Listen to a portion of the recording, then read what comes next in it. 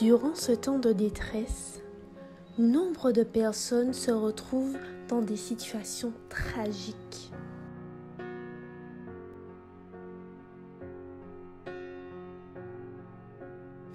Les revenus ont considérablement diminué. Malgré cette situation tragique, Francine n'a pas oublié qu'il y a un Dieu qui peut subvenir à tous ses besoins. Avec une petite foi, elle supplie son Dieu de pourvoir à ses besoins, car elle sait que dans sa détresse, le bras de son Père céleste peut agir puissamment.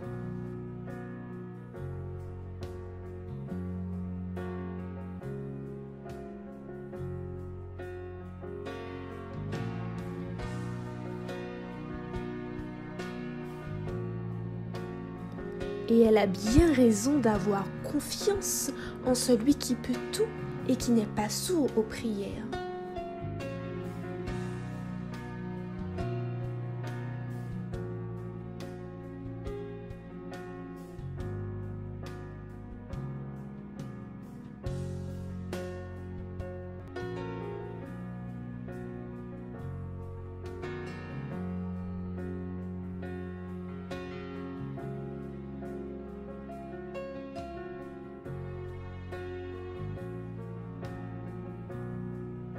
Dieu utilise n'importe qui et n'importe quel moyen pour subvenir aux besoins de ses enfants.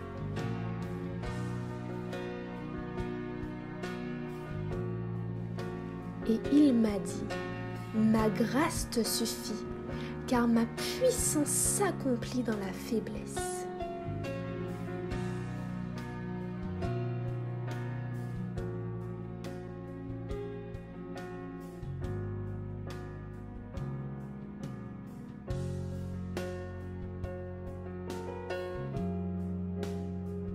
Chère Francine, j'ai pensé à toi et poussé par le Saint-Esprit.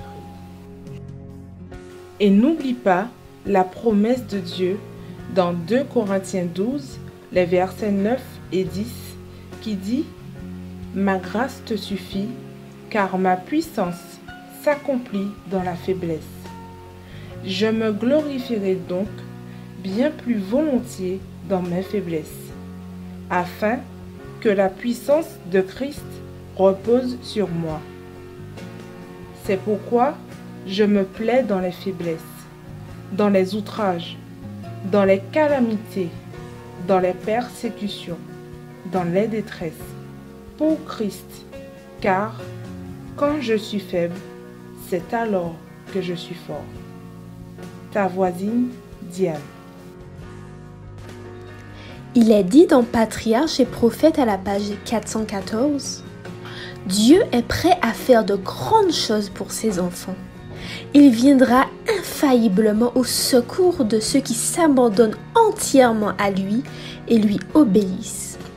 La raison pour laquelle son peuple est si faible, c'est qu'il se confie trop en lui-même et ne donne pas au Seigneur l'occasion de manifester sa puissance. » Hébreux 4, verset 12, tiré de la version Parole de vie, nous dit « La parole de Dieu est vivante, elle est pleine de force.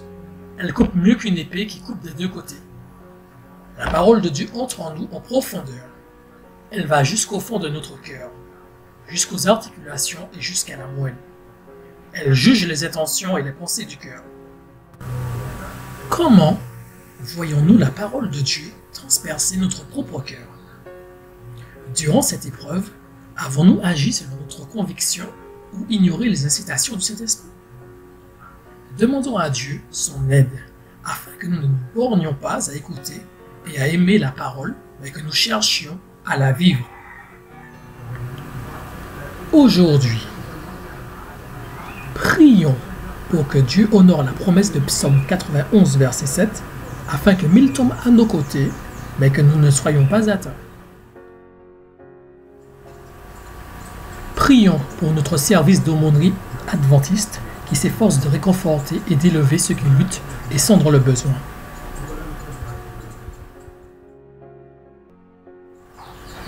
Prions pour que la dernière pluie se déverse sur l'Église, que le message du salut soit répandu aux quatre coins de la terre et que Jésus revienne.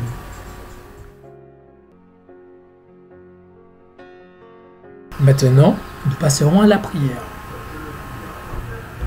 Éternel, aide-nous à avoir davantage foi en toi et à te prier encore plus. Nous réclamons par-dessus tout ta grâce dans nos vies. Au nom de Jésus. Amen. Philippiens 2, verset 5 nous dit: Ayez en vous les sentiments qui étaient en Jésus-Christ.